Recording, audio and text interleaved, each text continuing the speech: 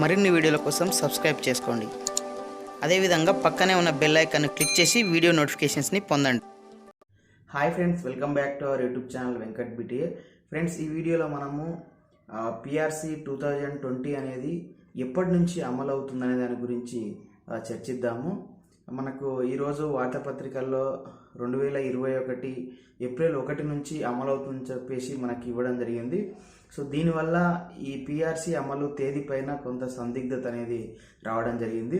So మరి ఈ PRC ఎప్పటి నుంచి ఎఫెక్ట్ అవుతుంది? సో సాధారణంగా మనందరికీ తెలిసిందే, పిఆర్సి అనేది ప్రతి 5 సంవత్సరాలకు కాలపరిమితి వరకు ఉంటుంది. సో ఇది 2013 జూలై 1 నుంచి మనకు ఒక పిఆర్సి, అంటే ఇంతకుముందు ఉన్నటువంటి 10వ పిఆర్సి అమలైంది. సో తెలంగాణ వచ్చిన తర్వాత ఇది ఫస్ట్ పిఆర్సి. సో మరి 2013 జూలై 1 నుంచి 2018 జూన్ 30 వరకు ఈ పిఆర్సీకి ఉన్నటువంటి టైము. సో ఇప్పుడు మనకి ఇచ్చే పిఆర్సి 2018 జూలై 1 నుంచి ఎఫెక్ట్ కావాల్సినటువంటి పిఆర్సి.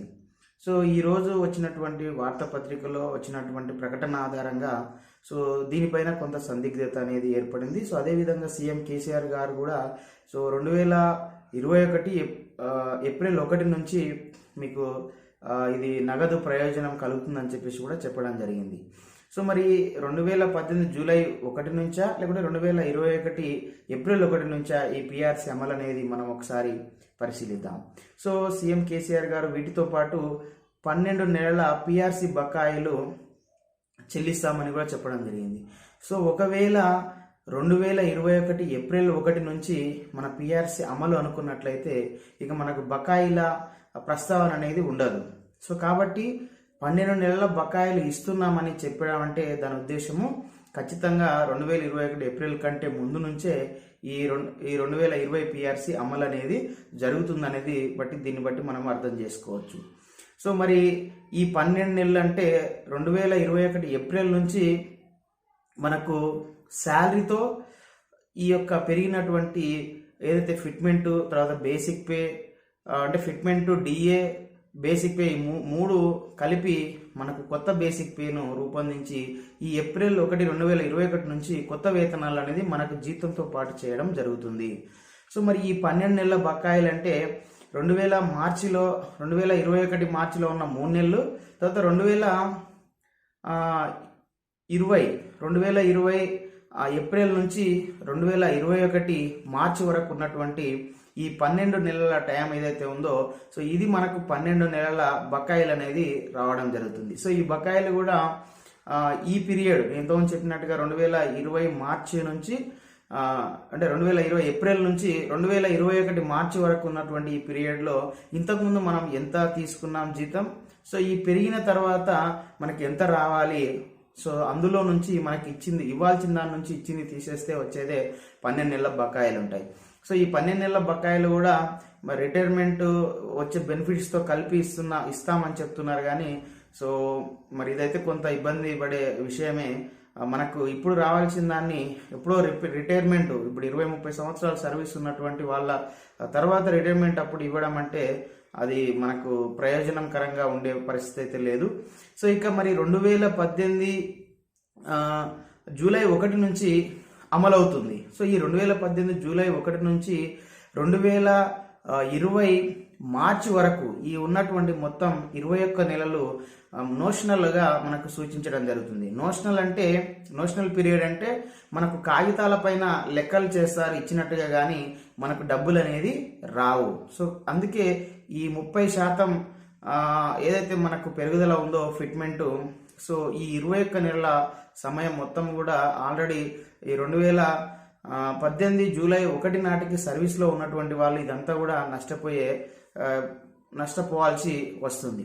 సో ఈ అమలు తేదీకి ఇంకొక లింక్ ఏముందంటే 2021 ఏప్రిల్ 1 నుంచి ఈ 2018 పిఆర్సిని అమలు చేస్తే ఆల్రెడీ కొత్తగా వచ్చినటువంటి, అంటే ఇప్పుడు మనకు చాలా మంది టీఎస్పీఎస్సీ ద్వారా కానీ మిగతా ఇతర నియామక బోర్డుల నుంచి ఎంపికైనటువంటి వాళ్ళు ఉన్నారు. సో మనకు టీఆర్టీలు అయితే ఎస్జిటి కానీ, పండిట్ కానీ, స్కూల్ అసిస్టెంట్లు కానీ, పీఈటీలు కానీ, పీడీలు కానీ, అదేవిధంగా వేరే వాటి అయితే మనకు కానిస్టేబుల్ కానీ, తర్వాత ఎస్ఐలు కానీ, తర్వాత మనకు బీటా ఆఫీసర్లు కానీ, హాస్టల్ వెల్ఫేర్ ఆఫీసర్స్ కానీ, సో ఇట్లా గ్రూప్ టూలో వచ్చినటువంటి అధికారులు కానీ, సో గ్రూప్ టూలో ఇతర పోస్టులు కానీ, విఆర్ఓలు కానీ, సో ఇట్లా చాలా రకాల పోస్టులు ఎంపిక అనేది మనకు 2018 జూలై 1 తర్వాత చాలా పోస్టులు అనేది భర్తీ చేయడం జరిగింది.